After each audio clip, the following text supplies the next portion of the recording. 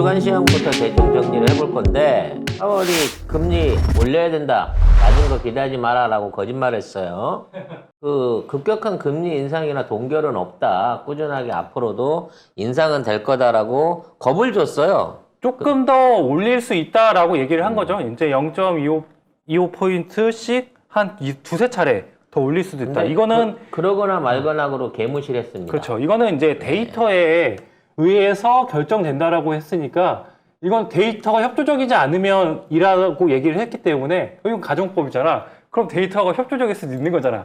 라는 기대감이 있죠. 근데 제가 그 미국의 고용보고서가 3.4, 실업률이 3.4%가 나온 게 역사상으로 처음 있는 일이에요. 3.5까지는 몇 번이 있었는데 3.4가 나온 건 진짜 극히 드문 일입니다. 그러니까 이만큼 고용이 강해요. 근데 실업률이 올라가지 않으면 인플레이션, 물가를 잡을 수가 없어요. 근데 미국에서 그 누가 감히 실업률을 올리는 정책을 펼 수가 있겠어요. 과거에 한 적은 있죠. 과거에 볼커 의장이 경제를 완전히 다 착살을 냈잖아요. 그렇게 해서 물가를 잡을 수는 있어요. 근데 그거를 누가 할 수, 연준 의장이 하겠어요? 아니면 정치인들이 하겠어요? 그건 아무도 동의하지 않아요. 근데 이런 상태에서 어떻게 물가를 잡는 게 가능하겠어요? 저는 거의 불가능하다고 봐요. 한동안은 그러니까 못 잡아요. 옛날에 전 세계 돈이 미국의 70%가 있다라고 자신할 때는 그런 짓거리 해도 됩니다. 왜냐면 처음에 미국만 조금 아프면 다른 나라가 더 고통을 받아서 미국의 손실을 메꿔줄 수 있으니까. 근데 현재 미국에 있는 돈들의 40%는 외국에 있는 외국인들 돈이에요. 월가도 100% 미국 돈으로 움직이는 게 아니라 외국 자본이 월가에 들어와서 있기 때문에 현재 미국이 추진할 수 있는 정책이나 대외 정책들 안에 이 돈의 영향력을 안 받을 수가 없다는 거죠. 이게 미국과 한국의 차이점이 좀 다른 게 있는데 우리는 제조업 기반 산업이잖아요. 그래서 수출이 잘 돼야 그 경제의 모멘텀이 살아납니다. 근데 미국은 그 자체 그 경제 안에서 금융업이 90% 이상의 모든 걸 다 해결할 수가 있어. 해결하고 있기 때문에 경제가 잘 되고 안 되고 생산이 잘 되고 안 되고가 아니라 잘 되면 잘 되는 대로, 못 되면 못 되는 대로 돈을 벌 방법이 있는 거예요. 그리고 미국은 진짜 한국이랑 되게 차이가 많이 나는 게 고용이 굉장히 중요해요. 이 집이랑 연동이 돼 있거든요.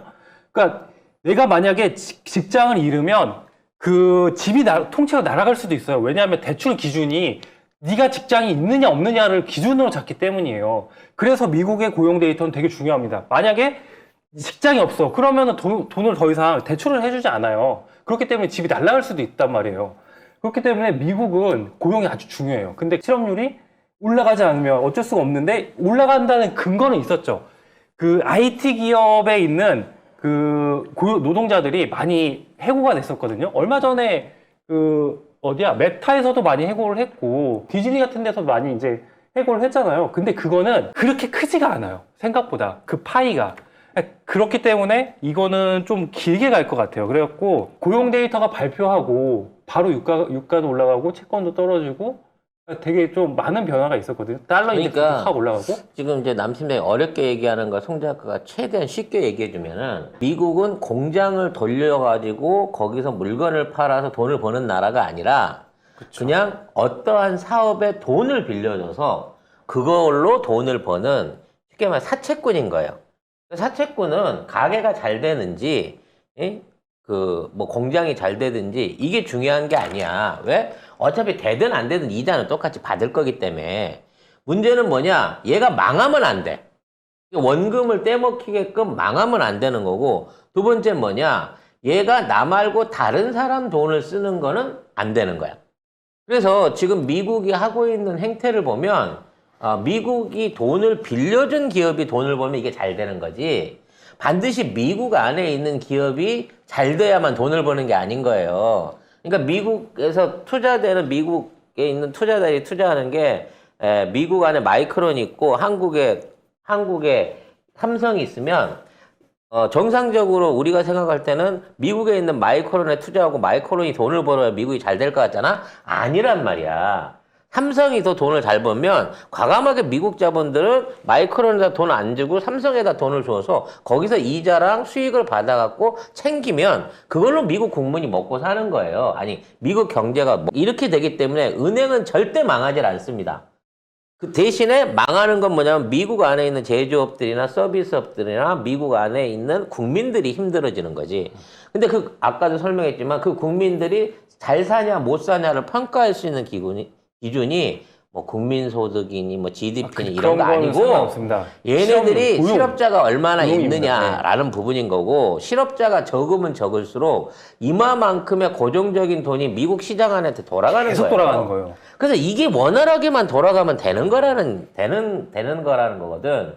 결과적으로 앞으로 이러한 형태로 돌아가는 미국의 유일한 상품은 달러뿐인 거예요.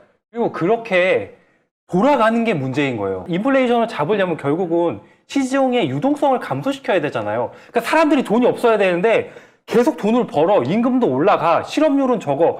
그러니까 어떻게 인플레이션을 잡는다는 말이 나오는 거예요. 그게 말이 안 된다는 거예요, 제 말은. 그래서 이거는 미국이 솔직하게 자기 처지를 터놓고 우리 달러가 사실은 가격에 비해서 지금 너무 지수가 높아. 사실 이렇게 달러가 이 정도 환율 나오면 안 되고 이 가치는 한 절반 정도만 쳐주면 돼. 그리고 지가 자진해갖고 이거를 깎고 들어가야 돼요. 그러니까 국민소득을 절반을 날리고 들어가면 이 문제를 해결할 수가 있습니다만 그렇게 되면 표가 다 떨어지기 때문에 정치적으로 그걸 못하고 있거든요. 못하죠.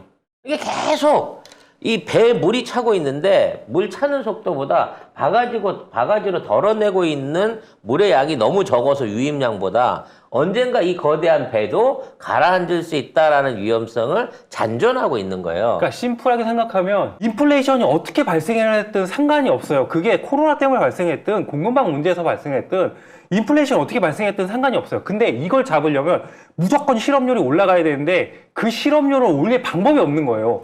누가 경제를 망가뜨리는 정책을 펴요.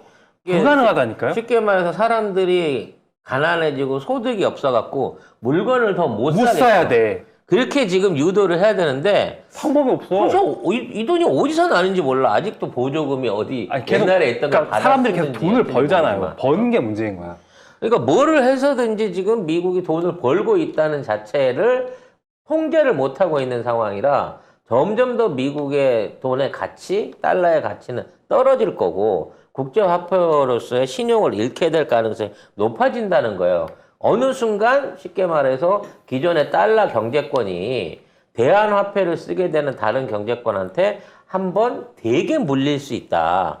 그리고 이제 그렇게 딱 되게 되면 달러로만 갖고 거래하는 나라들과 경제 시장이 생기고 달러 아닌 화폐로 경쟁하는 시장이 생기는데 어느 쪽이 더 풍성하고 먹을 게 있냐라는 쪽에서 앞으로 경제 패권이 갈릴 수 있다라는 점인 거죠. 그리고 아무튼 네. 미국은 더 이상의 인플레이션 조절이나 달러 잡기가 조절 어렵다. 이런 것들을 포기한 것 같은 느낌이 좀 그리고 듭니다.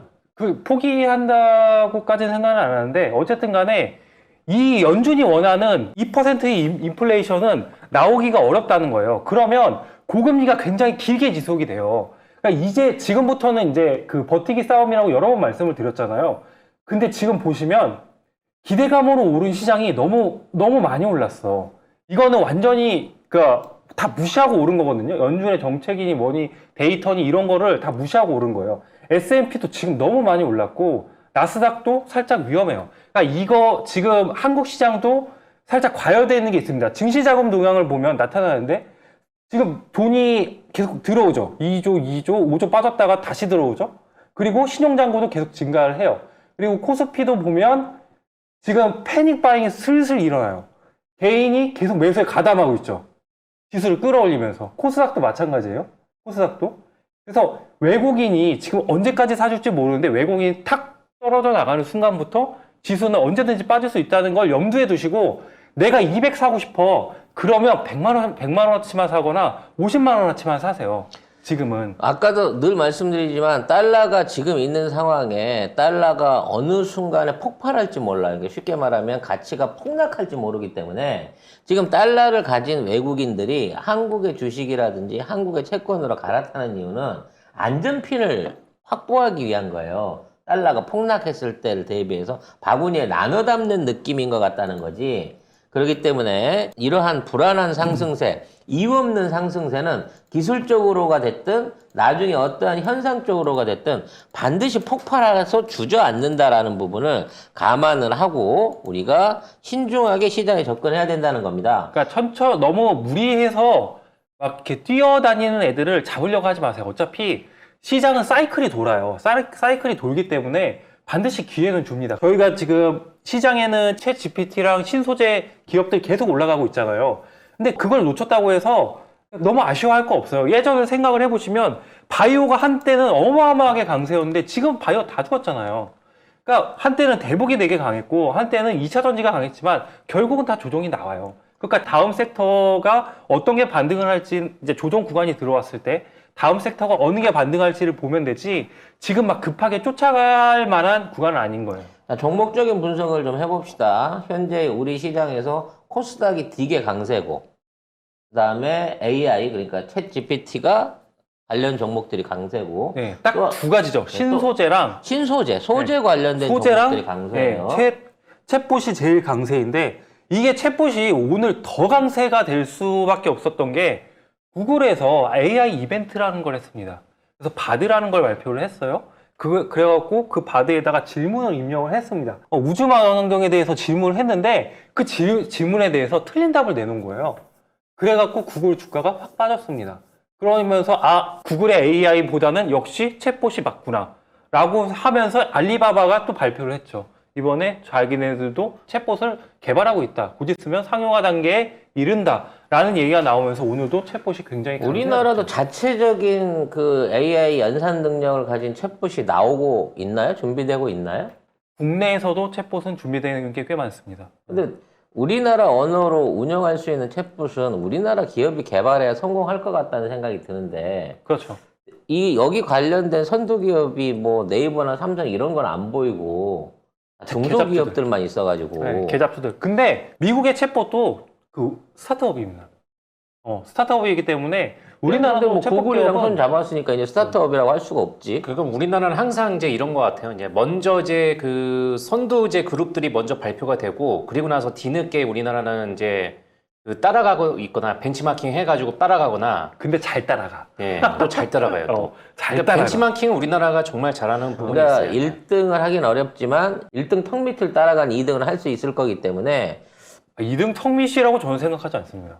아니 그러니까 그거라도 잘 해갖고 웬만큼 따라갈 수 있는 수준을 해주면 앞으로 이쪽 시장 안에서도 우리가 오히려 응용력에서는 유리한 게 더 많이 나올 수 있을 거라고 생각을 합니다. 저는 개인적으로 그 챗봇이 지금 분위기가 어떠냐면요. 작년도 12월 달에 이제 메타버스 있잖아요. 그 강풍 일었을 때 그 분위기가 똑같아요. 똑같다고 봐요. 저도 저는요. 바이오 한때 코로나 바이오 때랑 그 다음에 작년 그 매블티랑 비슷한 느낌이에요. 그러니까 이게 템버거 보고 들어가려고 해도 뭐가 손대주고 뭐가 핵심 기술을 갖고 있는 유망주인지가 우리나라 기업들 안에서는 안 보인다는 거야. 거의 그 작은 종목밖에 그거는 없어요. 그러니까. 예. 세력 마음입니다.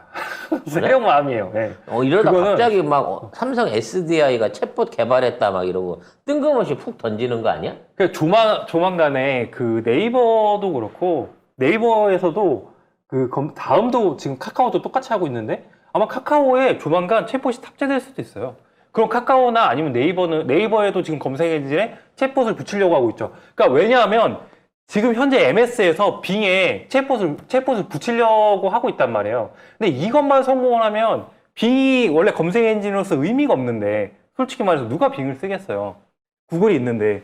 근데 이제 챗봇만 붙으면 조금 더 활용도가 높아지겠죠. 그럼 네이버나 카카오도 이런 시도를 반드시 할 거라는 거죠. 뭐가 됐든지 간에 앞으로 이게 큰 화두가 되긴 할 건데 아직 우리나라에는 선도 기업이 없다는 면에서 좀 눈여겨봐야 될 것 같고요. 소재 기업 관련한 강세는 이걸 어떻게 해석해야 될지 모르겠어요. 지금 뭐 이제 소재 기업 중에서 이제 에코프로하고 에코프로 BM, 에코프로가 어저께 이제 공시에서 이제 대기업으로 이제 그룹으로 이제 편입한다는 이런 얘기 나왔거든요. 아예 이제 5월 달에. 대기업으로 넘어간다고. 예, 5월 달 정도에서 그 정도로 해서 매출이 지금 5조 원 정도 이렇게 이제 나올 수 있을 정도로 해서 정말 엄청난 그런 그러니까 지금 소재가 이제 올라간 주된 이유가 뭐냐면은 어떤 이제 지금 뭐 챗봇이라든가 이제 로봇 관련주 같은 경우는 어떤 테마적인 이슈로 인해서 이렇게 올라가고 있잖아요. 근데 소재주 이제 핵심 소재주 같은 경우는 실적이 발표가 되고 나서 눈에 보이는 숫자가 확실하게 꽂히니까 거기에 따라서 확실하게 실적에 이바지가 되면서 주가가 지금 랠리가 나오고 있는 부분이 없잖아 있어요. 뭐 리튬이나 니켈 같은 경우에는 4배, 5배씩 작년에 예. 가격이 10배씩 올랐기 갔죠. 때문에 리튬이 10배까지 10배씩 오른 것도 있기 때문에 결과적으로 그게 다 수익에 반영이 됐다 그러면 금캔 거나 마찬가지지. 그렇죠. 이쪽 업체들 입장에서는. 그리고 이쪽으로 해서 지금 뭐 그 매수 주체가 거의 외국인이에요. 외국인입니다. 외국인밖에 안 아주 사요. 집중 매수하고 있어요 지금. 그래서 보시면 코스닥 지수가 야금야금 오르는 것 같은데 실질적으로 떨어지는 종목이 훨씬 더 많아요. 예, 체감이 안 좋아요. 네, 진짜 느낌이 전혀 없어요. 아니 우리 그 보유 종목 60 종목, 65 종목 안에도 오늘은 파란색이 압도적으로 빨간색보다 많거든. 우리 쥐고 있는 주저주들이 오늘 전체적으로 다 안 좋은 그림이었다고 봐져요. 또 하나 그 지난 시간에 말씀드렸는데 우리가 중국이 우리 쪽에 대한 그 여행 규제를 잡아가지고 우리 쪽에 떨어졌다고 하는데 제가 보면 말씀드렸잖아요. 조만간 우리가 풀고 중국 관광객 받을 거다라고 했는데 검역 관련된 단기 비자 푼다는 얘기가 벌써부터 나오고 있더라고. 그렇죠. 네. 중국도 그렇고 한국도 그렇고 굉장히 서로 찌질한 목소리를 하고 있습니다. 그러니까 찌질하긴 한데 잠정적으로 이걸 열어야 돈이 된다는 걸 알고 있는 알고 거야. 있죠. 결국 중국 애들도 늘 그 지난 시간에도 얘기했지만 중국 애들도 해외로 사람들을 내보내야 돼. 어차피 해외 내보낸다고 돈이 한국 가는 게 아니기 때문에 그런 매력적인 상품을 제공해야 중국 애들이 지갑을 열 건데 다른데 뭐 다 벌려서 보내나 봐야 제일 가고 싶은 게 얘네들은 좀 명동인 거야 지금 중국 애들이. 이렇게 되다 보니까 강남 명동을 가고 싶어 하기 때문에 결과적으로 돈을 벌려면 중국도 급하니까 한국 관광객을 풀 수밖에 없을 거고 우리 입장에서는 걔들이 와갖고 편의점에서 바나나 우유 하나씩만 먹어줘도 빙그레가 확 사니까 그만큼 엄청난 돈들이 연결돼 있는 거고 특히나 면세점 하는 대기업들, 호텔들 같은 경우에는 중국인 관광객 아니면 이게 승부 안 나거든. 그 이번에 그 의외로 화장품 관련주들이 매출이 생각보다 잘 나왔어요. 생각보다 잘 나왔고 그 다음에 쇼핑 있잖아요. 무슨 백화점 같은데 뭐 신세계라든가 이런 것도 매출이 나쁘지 않게 나왔습니다. 그래서 오프라인 쇼핑이 올해 상반기에는 어느 정도 강점을 보일 것으로 보여요. 그래서 지금 보면 중국이 이제 단체 여행 첫날에 68만 명이 나왔습니다. 딱 첫날에. 6일 날 네, 68. 딱 첫날에 68만 명이 나갔는데 2019년 해외 그러니까 코로나 바로 이제 직전에. 시작이 되기 직전이죠. 그때가 46.6만 명이었습니다. 비교도 안 되죠. 그게 그러니까 150% 이만큼 가 많이 오른 거죠. 억눌린 거예요.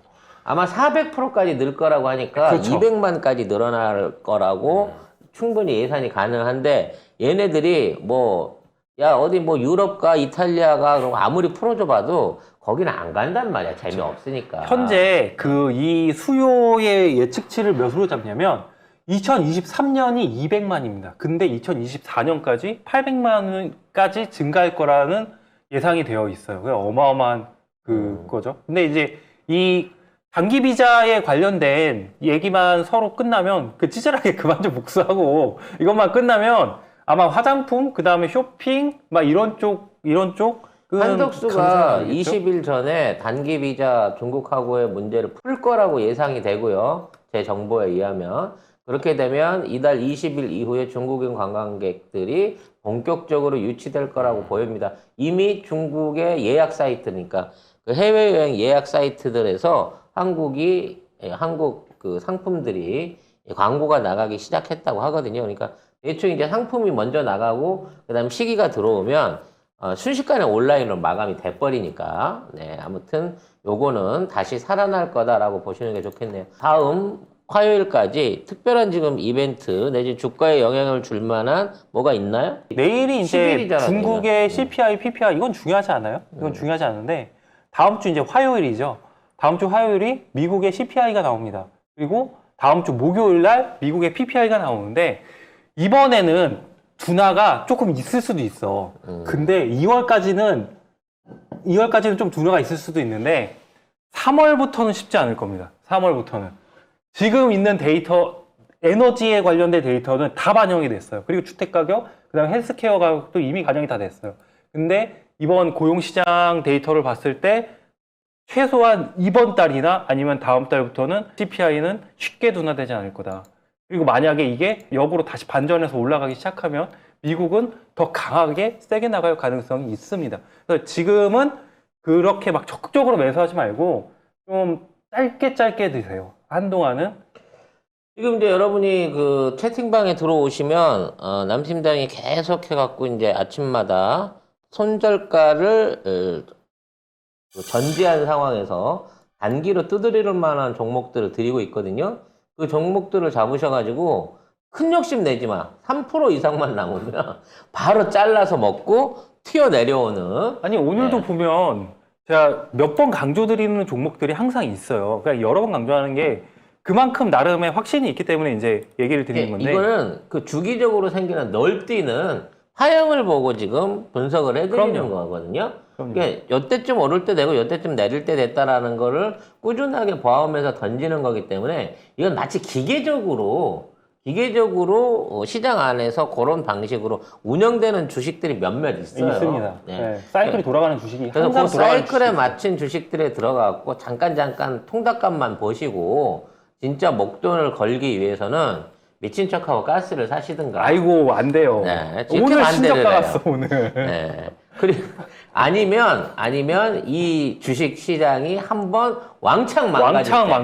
좀 한 200포인트쯤 한 3, 4일에 쭉 빠져버리는. 왕창이라고 하면 어떡해요? 조정이 조금 나올 수도 있는 거지. 뭔 표현을 그렇게 곱게 하나. 하여튼 한번 이 거품이 한번 훅 빠질 때 그때 바닥에 주수로 들어갈 때까지 분자금을 준비하시는 게 굉장히 중요하다라는 말씀을 다시 한번 드려봅니다. 그리고 제가 마지막으로 그 바이든 대통령이 이제 전기차 사용을 활성화하려는 움직임을 언급을 했어요. 그거 덕분에 테슬라 주식이 이제 6개월 만에 강하게 반등을 했는데 이것 말고도 한국도 산업부에서 올해 친환경 자율주행차 그 디베스님이 몇 번 언급했잖아요. 다 갔다.